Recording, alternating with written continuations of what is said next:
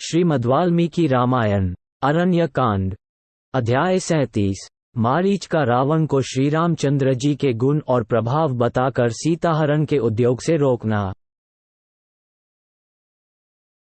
राक्षसराज रावण की पूर्वोक्त बात सुनकर बातचीत करने में कुशल महातेजस्वी मारीच ने उसे इस प्रकार उत्तर दिया।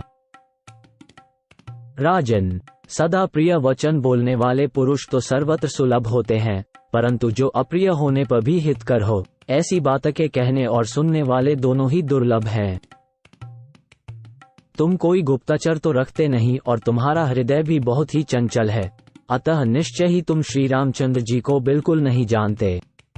वे पराक्रमोचित गुणों में बहुत बड़े चढ़े तथा इंद्र और वरुण के समान हैं। तात, मैं तो यही चाहता हूँ कि समस्त राक्षसों का कल्याण हो। कहीं ऐसा न हो कि श्री रामचंद्र जी अत्यंत कुपित हो समस्त लोगों को राक्षसों से शून्य कर दें। जनक नंदिनी सीता तुम्हारे जीवन का अंत करने के लिए तो नहीं उत्पन्न हुई है। कहीं ऐसा न हो कि सीता के कारण तुम्हारे ऊपर कोई बहुत बड़ा संकट आ जाए। तुम जैसे स्वेच्छाचारी और उछृंखल राजा को पाकर लंकापुरी तुम्हारे और राक्षसों के साथ ही नष्ट न हो जाए।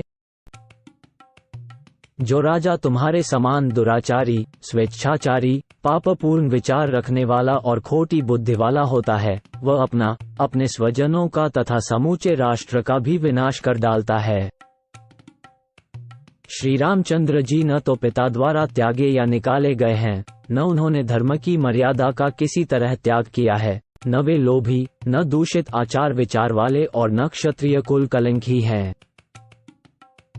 कौशल्या का आनंद बढ़ाने वाले श्री राम धर्म संबंधी गुणों से हीन नहीं हुए हैं। उनका स्वभाव भी किसी प्राणी के प्रति तीखा नहीं है।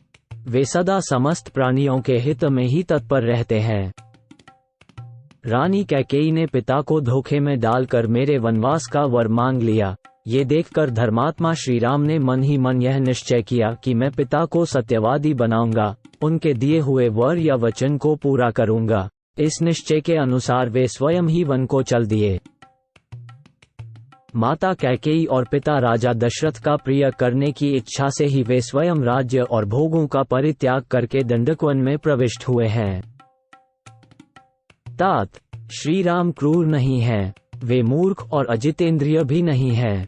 श्री राम में मिथ्याभाषण का दोष मैंने कभी नहीं सुना है, अतः उनके विषय में तुम्हें ऐसी उल्टी बातें कभी नहीं कहनी चाहिए। श्री राम धर्म के मूर्तिमान स्वरूप हैं। वे साधु और सत्य पराक्रमी हैं। जैसे इंद्र समस्त देवताओं के अधिपति हैं, उसी प्रकार श्री राम भी संपूर्ण जगत के राजा हैं।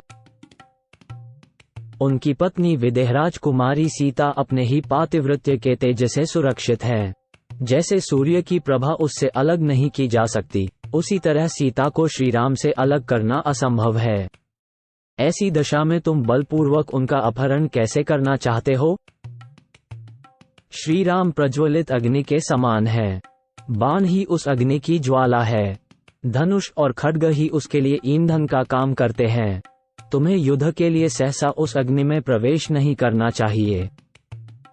तात, धनुष ही जिसका फैला हुआ दीप्तिमान मुख है और बाण ही प्रभा है, जो अमर्ष में भरा हुआ है, धनुष और बाण धारण किए खड़ा है, रोषवश तीखे स्वभाव का परिचय देता है और शत्रुसेना के प्राण लेने में समर्थ है। उस रामरूपी यमराज के पास तुम्हें यहाँ अपने राज्य सुख और प्यारे प्राणों का मोह छोड़कर सहसा नहीं जाना चाहिए।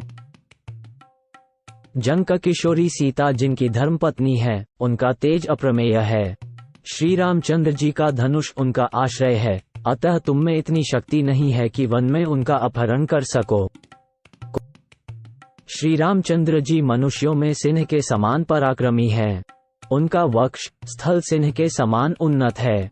भामिनी सीता उनकी प्राणों से भी अधिक प्रियतमा पत्नी है। वे सदा अपने पति का ही अनुसरण करती हैं। मिथिलेश कुमारी सीता ओजस्वी श्री राम की प्यारी पत्नी है। वे प्रज्वलित अग्नि की ज्वाला के समान असह्य हैं, अतः उन सुंदरी सीता पर बलात् नहीं किया जा सकता। राक्षसराज, यह व्यर्थ का उद्योग करने से तुम्हें क्या लाभ होगा? जिस दिन युद्ध में तुम्हारे ऊपर श्री राम की दृष्टि पड़ जाए, उसी दिन तुम अपने जीवन का अंत समझना। यदि तुम अपने जीवन का, सुख का और परम दुर्लभ राज्य का चिरकाल तक उपभोग करना चाहते हो तो श्री राम का अपराध न करो। तुम विभीषण आदि सभी धर्मात्मा मंत्रियों के साथ सलाह करके अपने कर्तव्य का निश्चय करो। अपने और श्री राम के दोषों तथा गुणों के बलाबल पर भली भांति विचार करके अपनी और श्री रामचंद्र जी की शक्ति को ठीक ठीक समझ लो।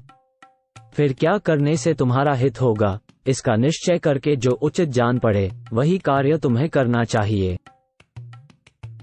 निशाचर राज, मैं तो समझता हूँ कि कौशल राजकुमार श्री रामचंद्र जी के साथ तुम्हारा युद्ध करना उचित नहीं है। अब पुनः मेरी एक बात और सुनो, ये तुम्हारे लिए बहुत ही उत्तम, उचित और उपयुक्त सिद्ध होगी।